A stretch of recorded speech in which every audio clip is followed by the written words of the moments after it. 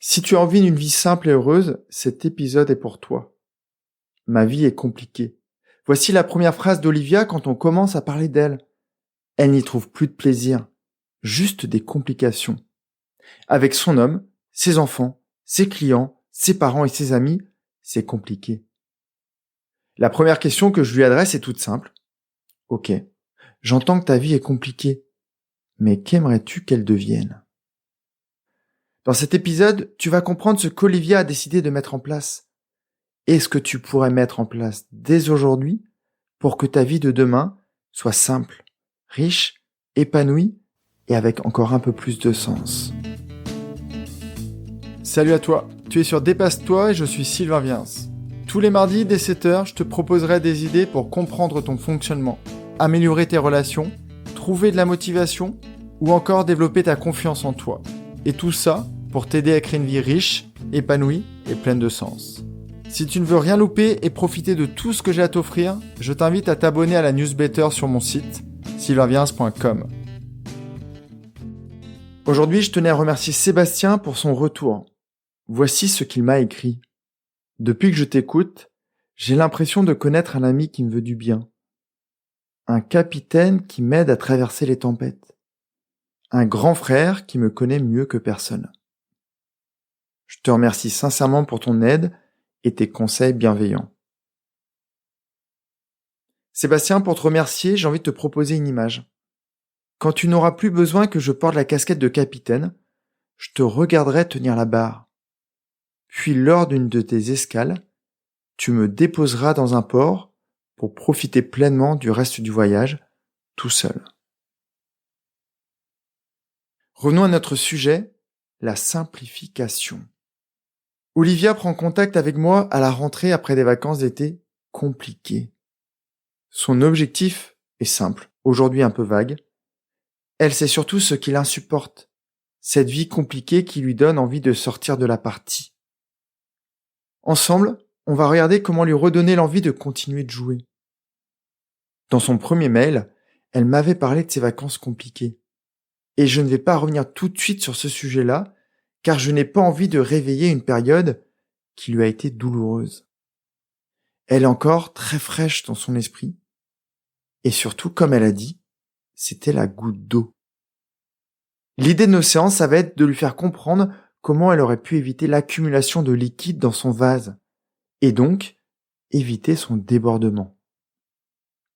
Ensemble, on va parcourir les domaines de sa vie pour comprendre. Voici un extrait de notre échange. Ok Olivia, ta vie d'aujourd'hui est compliquée, et si on reste sur ce constat, elle risque de garder ce rythme. Donc, je lui demande, c'est quoi ta vie d'aujourd'hui ? Ma vie, comme tout le monde, un homme, des enfants, un job, des parents, des amis. Mais tout ça, c'est compliqué. Je reprends la parole. Ok. Est-ce que certains sujets sont simples pour toi ? Et là, elle reparcourt tous les domaines. Mon homme, non. Mes enfants, non. Mon job, rien. Je sens qu'elle a besoin de vider son sac, alors je la laisse me détailler ce qu'elle traverse. Mon homme est super gentil. On s'est connus à la fac et je l'aime profondément. Il est très intelligent. Mais je crois que nous ne sommes plus sur la même longueur d'onde. Il aime les sorties. Il aime se projeter dans plein de projets. Il en veut toujours plus. As-tu un exemple d'une fois où ça a été compliqué ? Elle revient sur l'exemple de son mail. Par exemple, pour notre dernière soirée de vacances. J'aurais aimé une soirée jeu et il a invité nos voisins à rencontrer pendant le séjour. C'était sympa, mais ce n'était pas ce que j'espérais. Je pose la question. À quoi aurait ressemblé ta soirée idéale ? Une soirée simple entre nous. Lui as-tu proposé de faire ça ? Et là, elle me répond non. Ok, on va rester sur ce niveau de détail pour le moment. Tu m'as dit que tu avais des enfants. Et là, elle reprend la parole. Ils sont adorables. J'ai une petite fille de 6 ans et un garçon de 9 ans. Tous les deux très sensibles et super gentils. Mais j'ai du mal à les gérer. Ils me fatiguent. Je travaille de chez moi et j'ai l'impression que mon bureau est en mode open bar. Ok, on en reparlera. Et au niveau de ton job, ça se passe plus facilement ? Non, J'ai quitté le salariat il y a 3 ans car c'était trop dur pour moi de gérer mes collègues et mon manager. C'était un vrai tyran. Aujourd'hui, je m'éclate sur le fond, mais pas sur la forme. La forme, c'est la cata. La plupart de mes clients sont compliqués. Leurs besoins, la facturation, le suivi. Rien que d'y penser, ça m'épuise et ça me donne envie de retourner dans le salariat pour te dire où j'en suis. Ok, et avec ta famille, c'est comment?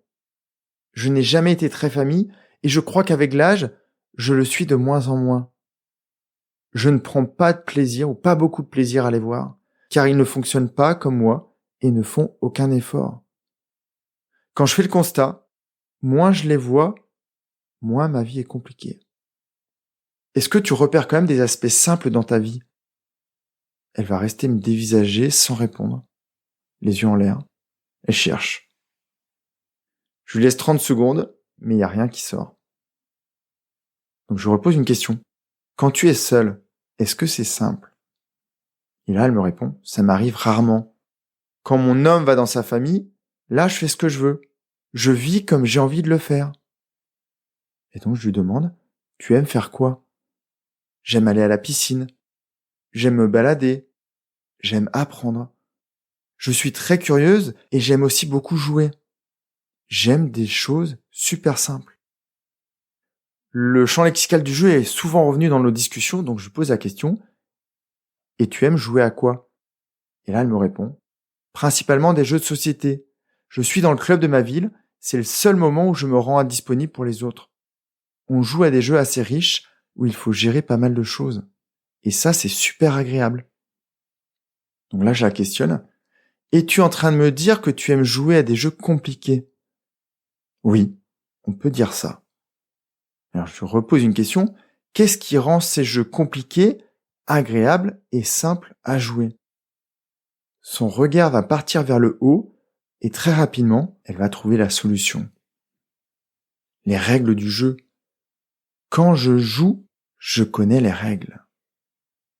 Et là, on y est. Je vais m'arrêter là pour mon échange avec Olivia et je vais rester avec toi. Est-ce que, contrairement à Olivia, tu as défini tes règles du jeu?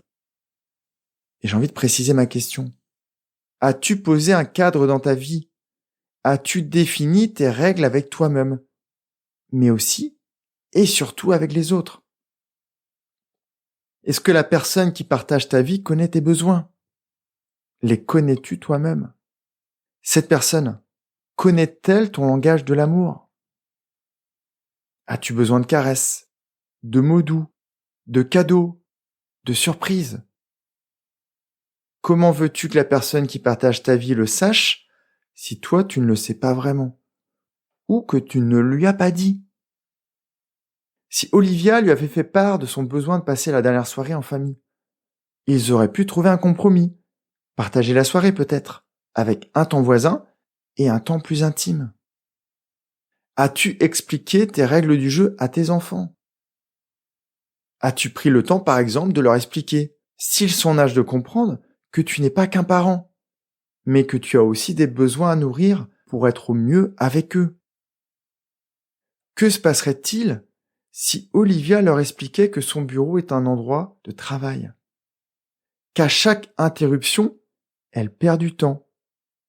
Du temps qui pourrait être des moments de partage avec eux, des parties de Cluedo, des histoires en Lego, des puzzles. Si elle faisait ça, penses-tu réellement que ses enfants continueraient de la solliciter autant? Que se passerait-il si elle définissait des créneaux portes ouvertes et des créneaux portes fermées, où là, elle pourrait être focus sur son activité professionnelle? Par rapport à tes clients, tes collègues ou tes managers, oses-tu leur dire suffisamment non? Connaissent-ils les règles du jeu? Tes règles du jeu? As-tu mis en place un cadre afin de pouvoir travailler dans les meilleures conditions? En tant qu'indépendante, Olivia attire des clients qui lui ressemblent. On peut se poser la question, est-elle si simple que ça? A-t-elle défini les règles du jeu avec ses clients? Ce qu'ils peuvent attendre d'elle, sa disponibilité, la manière de la contacter. Plus c'est clair pour eux, ses clients, plus la relation se simplifie et tout le monde y trouve son compte. Comment se passent tes relations avec tes parents ou plus largement avec ta famille? J'accompagne beaucoup de personnes qui ont des difficultés avec leurs parents, car elles subissent la relation. Elles acceptent avec eux ce qu'elles considèrent inacceptable avec les autres. Pourquoi devrais-tu être tout le temps disponible? Pourquoi devrais-tu accepter leurs conditions, leurs règles? As-tu l'impression de leur devoir quelque chose? Olivia devait passer du temps avec eux. Olivia devait les contacter une fois par semaine. De préférence le dimanche soir, à un moment qui ne lui convenait pas du tout. Olivia devait plaindre son père et rassurer sa mère. Elle devait justifier ses choix, tout le temps. Et je me rappelle de ma question, si tu ne faisais pas tout ça, il se passerait quoi? Et elle m'a répondu, je ne peux pas, il faut faire ça. Et j'ai rajouté une question que tu connais déjà. Qui dit ça?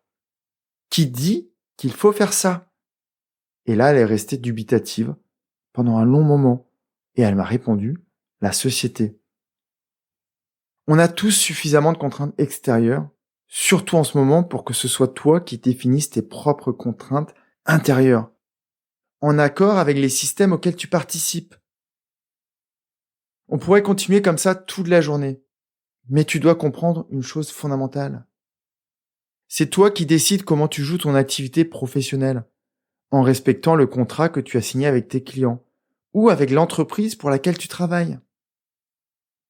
C'est toi qui décides la manière dont tu veux éduquer tes enfants, avec toute la bienveillance dont tu sais faire preuve. C'est toi qui décides du fonctionnement de ta relation amoureuse, en faisant des compromis avec la personne que tu aimes.